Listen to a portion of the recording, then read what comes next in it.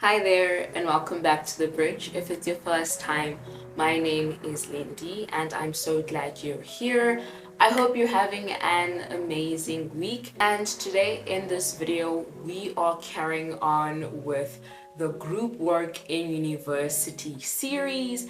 And as seen in the prior videos, we've already talked about just general guidelines about group work and understanding how it works in university.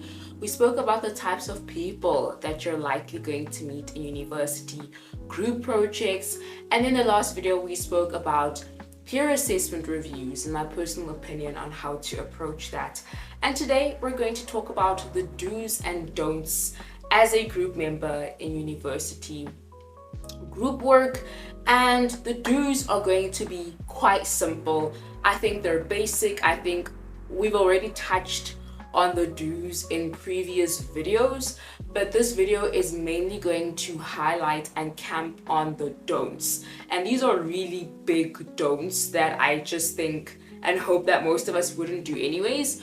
But it's just good to clarify these things and just to know what not to do. So first, let's start with the do. This is a summary of all the things that we've spoken about in prior videos. What to do as a group work member. The first is to put in good effort in your work. And this doesn't mean spend 100 hours or not sleep or sacrifice all the other modules that you have in order to focus on this one group project. No, it just means submit good, correct, as accurate as you can, just as accurate as you can. Submit that kind of work where it shows that you've put in you've put in effort into the work. You've gone to go read, you've gone to go do some research on the work just to ensure that your submission is accurate. The second do is participate, and by participate I mean attending meetings and communicating if you are unable to, which leads to the third thing to do is communicate. Communicate if you are unable to attend a meeting. Communicate if you're struggling to understand something, understand what's expected from you, or if you just want to ensure that you're on the right path. Be respectful and cordial. Just treat other people as human beings. Don't be disrespectful, don't shout, don't belittle. Just be respectful. So now we're moving on to the don'ts. And the first don't is simply the opposite of the do's, is don't submit late, don't submit low effort work. Don't keep silent when you are meant to be vocal about something. For example, if you are unable to attend a meeting, don't just keep quiet, communicate it, right? So don't keep silent when you're meant to be vocal about something. The second don't that I really want us to expand upon, though we've touched on it, is don't be disrespectful, don't belittle, don't ignore other people. And what I mean by this is, once again, like I if I'm a group member, I shouldn't be shouting at other people. There is absolutely no reason to be shouting or yelling or calling them names or belittling them, or calling you this, you're that, you're lazy, you're incompetent, you're this. There is absolutely no good reason ever for doing that. If you're upset with a group member for not having done their work or not having done their work properly, then speak to them about it, right? Take them aside and go, hey, look, this submission, what was going on, what led you to write these answers? And they can say, hey, look, I really did try my best, I'm just struggling to understand the work. Or, hey, yeah, you're right, I really did rush through this. If someone else is struggling to understand the work, don't belittle them or make them feel bad about it. That is a no-go. Rather, use that as an opportunity to clarify certain concepts, for them to better understand. I'm not saying take on the load or the burden of being a lecturer, but just don't make them feel bad about it. Rather use it as an opportunity to help. The other don't is don't gossip. Don't gossip. And what I mean by this is don't talk badly or negatively about another group member to other group members. And the reason why I say don't gossip is because it can backfire so badly. You don't know the people in this group. Yes, we present ourselves as a certain person. You think you might know them, you don't know them. Remember, most of the time in university, you've just met these people. This is the first time. Before this, you didn't even know their names. You'd seen their face before, but you don't know who these people are. And so, a lot of the times, what happens is that you think you know the person, you think you know where they stand, you think you know their opinion, and then you gossip with A. Let's say you gossip with A and B about C, but what you don't know is that A and B are actually on C's side and they're friends with C. Another reason not to gossip is that you don't know these people well enough to be gossiping about them. Gossip is bad overall, yes, but you don't know. You've just met these people, and 2 months is too short of a time to be making these grand assumptions about people and who they are. Especially in group work where that's not necessary. Group work is not to be friends. If you happen to end up being friends with these people, that's great. But the context and the intention of group work is not to become friends with these people.